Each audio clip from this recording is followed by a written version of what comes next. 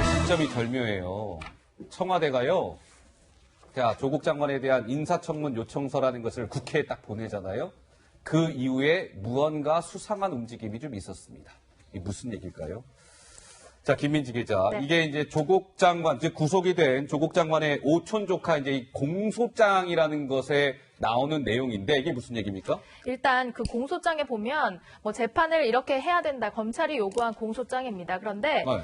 정경심 교수와 이제 조카의 어떤 공범이다 이런 표현은 없지만 공모했던 뭔가 정황들은 담겨 있는 것 같아요. 이게 무슨 말씀하신 얘기예요? 대로 조국 장관의 인사청문 요청서가 제출된 이후에 정경심 교수와 함께 이 조카가 대응책을 상의하면서 허위 해명 자료를 배포 대응했다. 이렇게 적시되어 있습니다. 그러니까 증거인멸 및 증거은닉 교사가 아니냐 이런 건데 내용은 이런 겁니다. 그 사모펀드 관련해서 조국 장관의 가족이 투자 약정한 금액은 75억 원인데 실제로 낸 돈은 10억 5천만 원 정도밖에 안 되는 것이 지적이 나왔잖아요. 그러니까 여기에 대해서 자료를 냈는데 본 사모펀드 약정은 추가 납입을 해야 하는 법적 구속력이 없다라고 발표를 해요. 실제 이제 조 장관도 이것을 사용하는데 이것이 사실은 아니라는 겁니다. 거짓으로 드러나서 좀 문제가 되고 있는 건데요. 조 장관은 이 허위 자료를 가지고 기자 간담회에서 의혹을 부인했습니다. 당시 모습 보고 오시죠.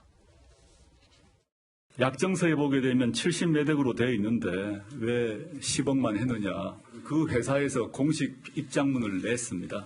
저도 사실 상세한 내용은 잘 모르지만 그 회사의 설명에 따르면 당시에도 그러하고 공식 입장문을 보게 되면 투자 약정금은 마이너스 통장 같은 거라고 설명을 했습니다. 또는 신용카드 한도액 같은 것이라고 합니다.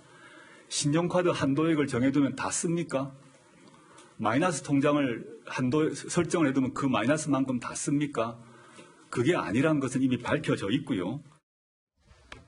자, 그러니까 결론은 이런 것 같아요. 지금 조국 장관이 막 주장을 하잖아요. 이게 무슨 뭐 마이너스 통장 뭐 이렇게 설명하면서. 근데 지금 저 주장이 허위로 만들어진 그 자료를 바탕으로 조 장관이 허위로 주장한 거 아니냐. 지금 이런 논란인 것이죠. 그렇죠. 그러니까 뭐 쉽게 말하면 짜고 친다고 볼 수 있는 거예요. 짜고 친다. 그러니까 지금 인사청문 요구서가 딱 송부된 다음에 지금 공소장에 나온 바에 따르면은 이 오촌 조카하고 정경심 씨가 만나가지고 대책회의를 했다. 회의를 하면서 어떻게 지금 언론에서 제기된 여러 가지 의혹도 있지 않습니까? 예. 그 언론에서 제기된 의혹 중에 하나가 금방 조국 그 후보자가 이야기했던 것처럼 아니 약정은 75억 해놓고 왜 10억만 냈느냐 위반 아니냐라는 여러 가지 제기가 있으니까 그 부분에 대한 이 코링크 쪽에서의 해명 자료를 내게 된 거죠. 근데 그 내용은 또 거짓말이었다는 것이고 그러니까 사실은 언론에서 제기되는 의혹을 무마하기 위해서 정경심 교수가 사전에 치밀하게 오촌 조카하고 상의해서 거짓말 해명자를 내고 그 거짓말 해명자를 근거해서 조국 후보자는 또 기자들한테 이렇게 나와 있지 않느냐.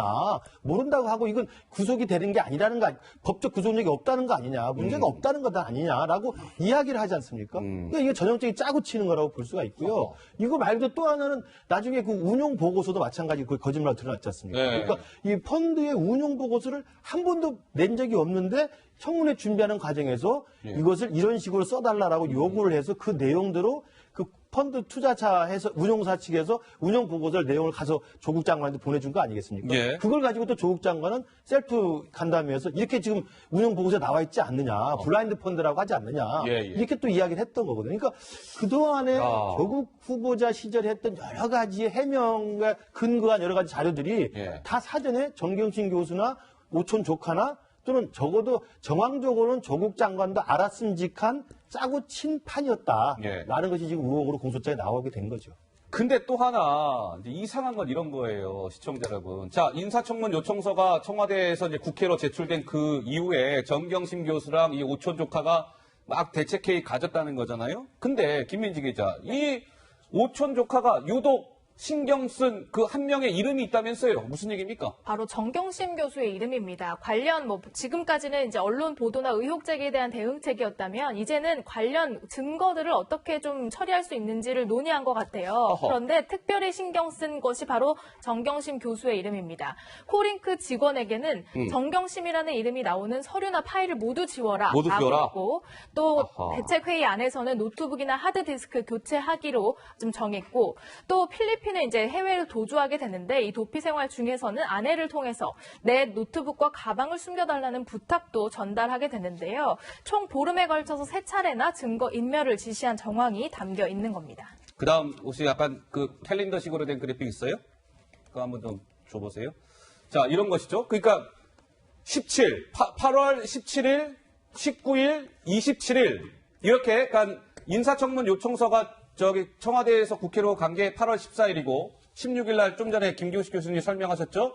허위 해명자를 배포했다. 그 이후에도 정경심 교수와 오촌 조카 간의 작전회의는 계속됩니다. 그래서 17일 날 이런 일이 있었고 19일 날 이런 일이 있었고 27일 날 이런 일이 있었는데 바로 며칠 후인 9월 2일 날 조국 장관이 셀프 나홀로 기자간담회를 열고 9월 6일 날 인사청문회를 갖게 됩니다. 정 의원님 어떻습니까? 우선 지금 그 조카와 그 부인과 관련해가지고 예. 그 김경률 참여연대 그 부위원장의 주장은 뭐냐면은 결국은 탈법 거래로 사익을 추구한 것이다. 그리고 특히 조국 장관의 그 오촌 조카와 관련해서는 일종의 그 작전을 행했던 것이다. 아하. 그렇기 때문에 이거 굉장히 불법적인 요소가 있다라는 부분이고요. 지금 이제 말씀하셨듯이 그 장관의 간담회 내지는 청문회를 직전으로 해가지고 그 증거 인멸을 한 여러 가지 상황을 이미 지금 검찰이 다 알고 있는 그런 그 현실이거든요. 예. 그런데 잘 보십시오. 지금 저기서 정경심 교수가 뭘 했느냐 이거가 그 현 정권이나 조국 장관은 별로 중요하지 않다고 생각하는 것 같아요. 왜냐하면 본인이 모르고 있으면 본인은 장관으로서의 그 직무를 유지하는데 아무 문제가 없다라는 인식을 어느 정도 하고 있는 것 같은데요. 예. 그 조국 장관이 장관 되기 전에 기자 간담회에서 분명히 어떤 말을 했냐면 부인이나 또는 본인이나 그런 주식에 대해서 잘 모르기 때문에 집안에 유일하게 잘 아는 사람이 장손인 오촌 조카, 부인의 오촌 조카가 아닌 조국 장관의 오촌 조카라서 맡겼다라는 이야기를 했었고요.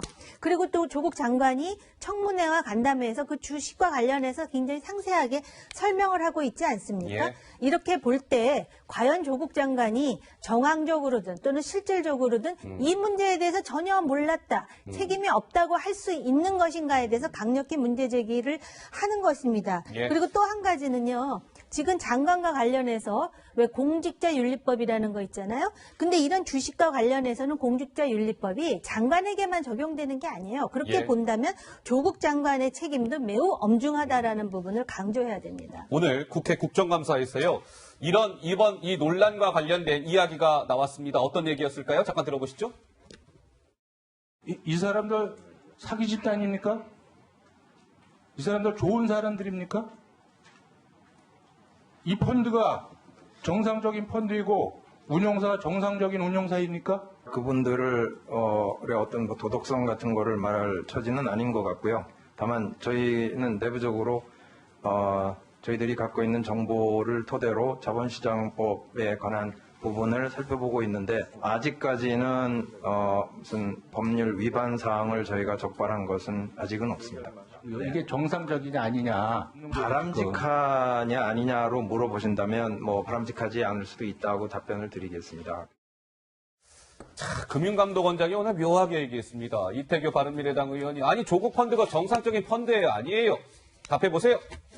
아직까지 법 위반은 적발된 건 없습니다. 그런데요. 바람직하지 않을 수도 있습니다. 사실 금융감독원장이 저 정도 얘기했으면 글쎄요. 박 의원님 어떻습니까? 글쎄 뭐 자본시장의 건전성이라는 측면에서 금감원장은 저렇게 말씀하실 수는 있죠. 근데 이제 검찰 수사가 진행되고 있고 정치적으로 워낙 민감한 사안이기 때문에 이게 위법이냐 불법이냐 이런 거를 답하기는 굉장히 어려웠을 거라고 보고요. 그 조범동 씨의 공소장을 보더라도 증거인멸의 정황이 쭉 그 공소장을 통해서 나오고 있는데 거기에 정경심 교수가 어떤 역할을 했는지는 구체적으로 나타나 있지 않습니다. 예. 그건 아마 이제 공소장이 드러나게 되면 서로 공범관계에 있을 수 있는데 어떻게 보면은 이제 검찰의 전략을 노출하는 거 아니겠어요? 그래서 공소장이 그런 점들에 대해서는 좀 모호하게 쓰여 있는 것 같고 예. 결국 지금 소환 조사를 받고 있는데 정경심 교수에 대한 그 혐의 그리고 신병 처리 여부 이게 좀 더 확정적으로 드러났을 때 예. 조국 장관도 거기에 어떻게 연루가 되는지 안 되는지를 우리가 판단을 할 수 있을 것 같습니다. 알겠습니다. 정경심 교수가 지금 세 번째 검찰의 비공개로 소환돼서 조사받고 있다고 말씀을 드렸죠. 오늘은 조사를 몇 시간 받게 될지 한번 좀 지켜보도록 하겠습니다. 자, 어느덧 시간이 다 됐습니다. 저는 60초 1분 후에 다시 돌아오도록 하겠습니다.